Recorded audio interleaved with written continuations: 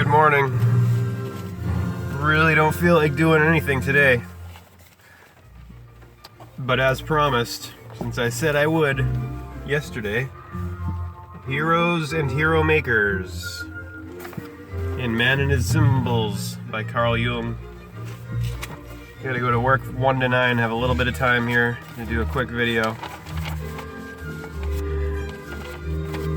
Slaughter and laughter. The word laughter is in the word slaughter. If you saw where I work, what goes on at the check stand, you would know why laughter is in slaughter. The slaughter ritual of Thanksgiving coming up 22nd. Today is the 20th. Waxing moon, almost full. Almost full. She'll be full on the 23rd, day after Thanksgiving. Fibonacci day. 11:20, originally 9:20. Novum is 9 in Latin. Septem 7, the separation of the year. October 8, Novum 9. Decim 10.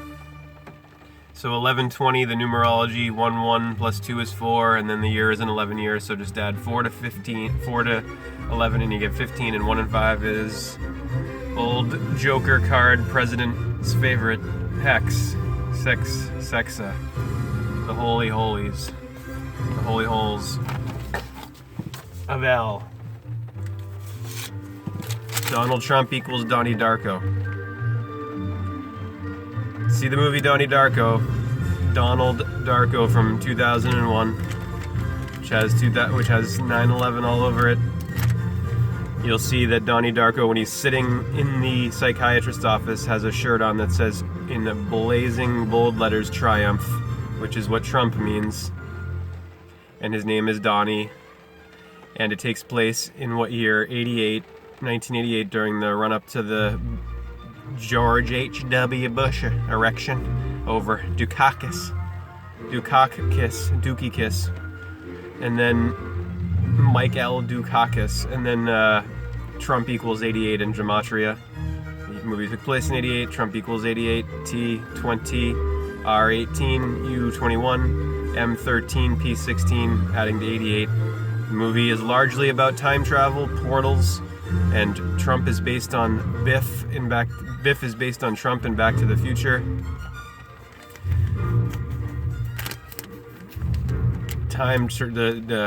What's her name?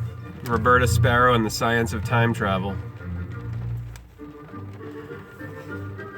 Donald Trump, Donnie Darko, 88 miles per hour in Back to the Future is the speed with which you have to hit to break the space-time barrier. Number of Hermetic science, occultism, Mercury, Hermes, Thoth, with 88-day year closest to the sun, Mercury, approximately 88-day year.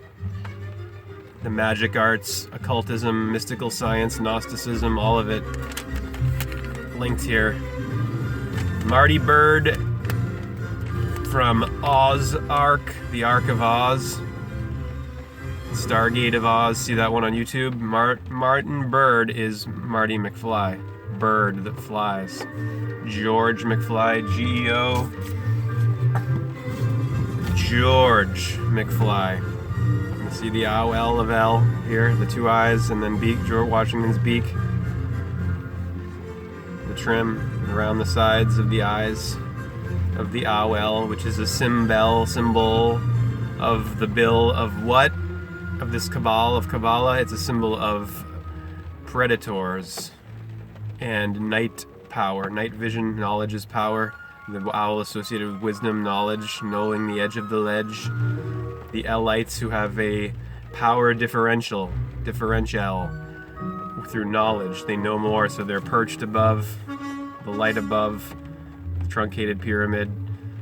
The eagle, predator, perched above, on high. The 13 stars forming the Merkaba pointing to the letters M-A-S-O-N.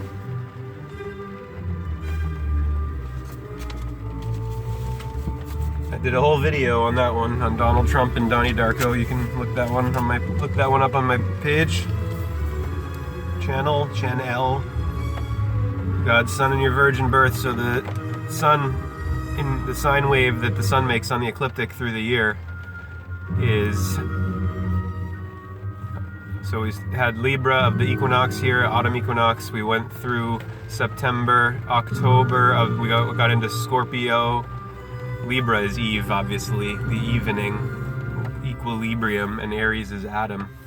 L12, the Council of the 12, the Elites, the elites, the lords, the gods here, and then the serpent of dormant Kundalini there at 6 o'clock.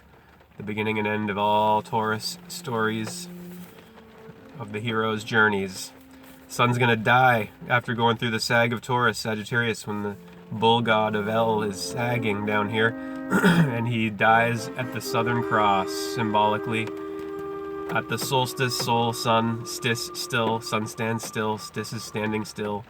So the sun's dead symbolically for 3 days in the cave, lowest point of the sun's path, the ecliptic path, the great circle of the year.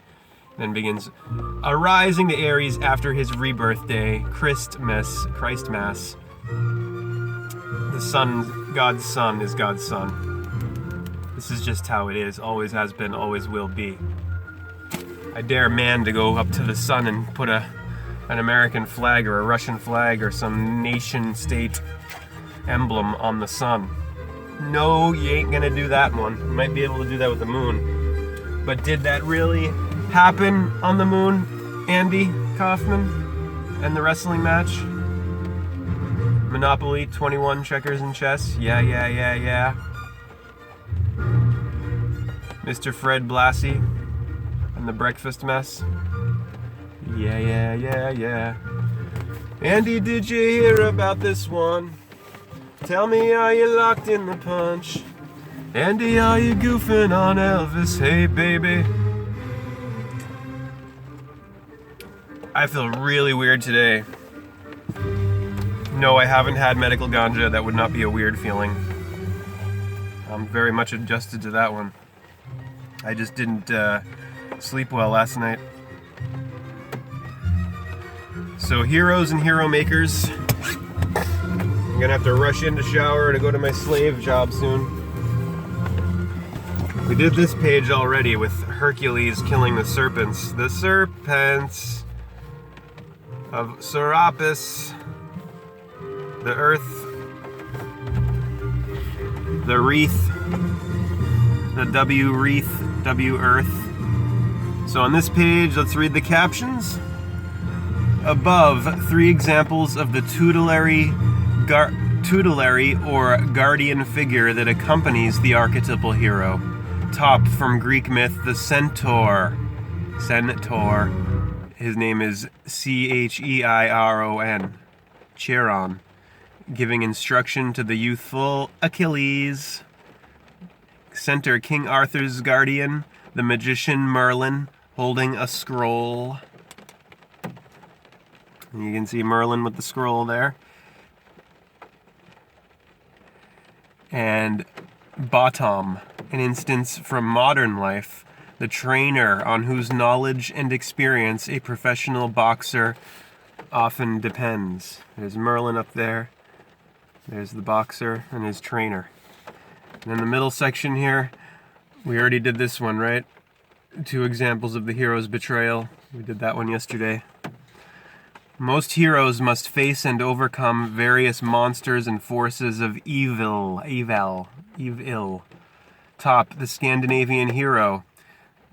I mean, what would the hero wouldn't have anything to do if he didn't have the villain of evil, the shadow of Shad. Top, the Scandinavian hero Sigurd, lower right of picture, slays the serpent. Again, the serpent slays the serpent Fafnir. Center, the ancient Babylonian epic hero Gilgamesh, battling with a lion, Havel. Bottom, the modern American comic strip hero Superman, whose one-man war against crime often requires him to rescue pretty girls. Superman rescuing a pretty girl. Or is that Lois Lane specifically? LL, Lois Lane, The myth of the hero is the most common. This is Heroes and Hero Makers from Man and His Symbols by Carl Jung. The myth of the hero is the most common and the best known myth in the world. We find it in the classical mythology of Greece and Rome, in the Middle Ages, in the Far East, and among contemporary primitive tribes. It also appears in our dreams. It has an obvious dramatic appeal and a less obvious but nonetheless profound psychological importance. These hero myths vary enormously in detail, but the more closely one examines them, the more one sees that structurally, they are very similar. They have, that is to say, a universal pattern of Saturn, even though they were developed by groups or individuals without any direct cultural contact with each other, by, for instance, tribes of Africans or North American Indians, or the Greeks or the Incas or Peru. Over and over again, one hears a tale describing a hero's miraculous but humble birth, his early proof of superhuman strength, his rapid rise to prominence or power, his triumphant struggle with the forces of evil, his fallibility to the sin of pride, hubris, and his fall through betrayal or a quote-unquote heroic sacrifice that ends in his death. The kiss of death. Scorpio for Jesus, Judas. The traitor. We're getting the context of the Bible bull stories. Taurus. Predated.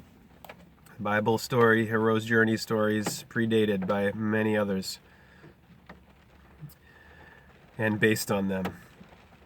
I shall later explain in more detail why I believe that this pattern has psychological meaning, both for the individual who is endeavoring to discover and assert his personality, and for a whole society, which has an equal need to establish its collective identity. But another important characteristic of the hero myth provides a clue. In many of these stories, the early weakness of the hero is balanced by the appearance of strong, quote-unquote, tutelary figures or guardians who enable him to perform the superhuman tasks that he cannot accomplish unaided. Everyone needs help. Avel. Among the Greek heroes, Theseus and Poseidon, god of the sea, as his deity. Among the Greek heroes, Theseus had Poseidon, god of the sea, as his deity. Perseus had Athena, Achilles and Chiron, the wise centaur, as his tutor. Oh, so obvious. These godlike figures are in fact symbolic representatives of the whole psyche. Remember, the psyche is, by definition, by dictionary definition, the human soul. Take that, psychiatric establishment.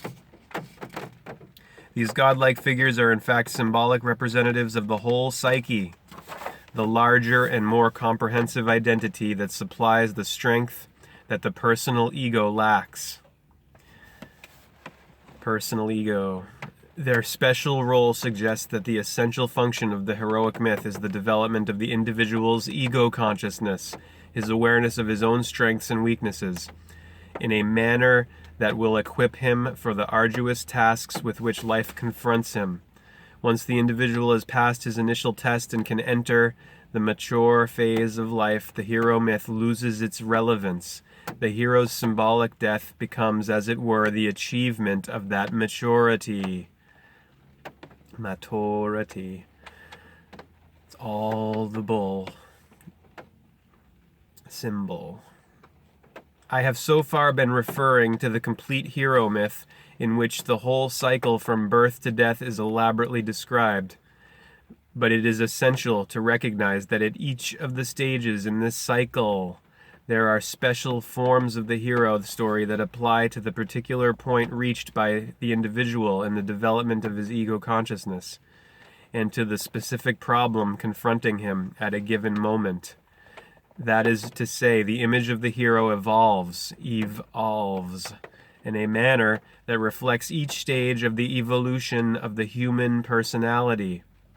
So we're seeing something being said about the collective through an individual story. This concept can be more easily understood if I present it in what amounts to a diagram. We'll continue on later, tomorrow, or the next day. I'm not going to make any promises this time. Hare Krishna. Namaste. Aloha.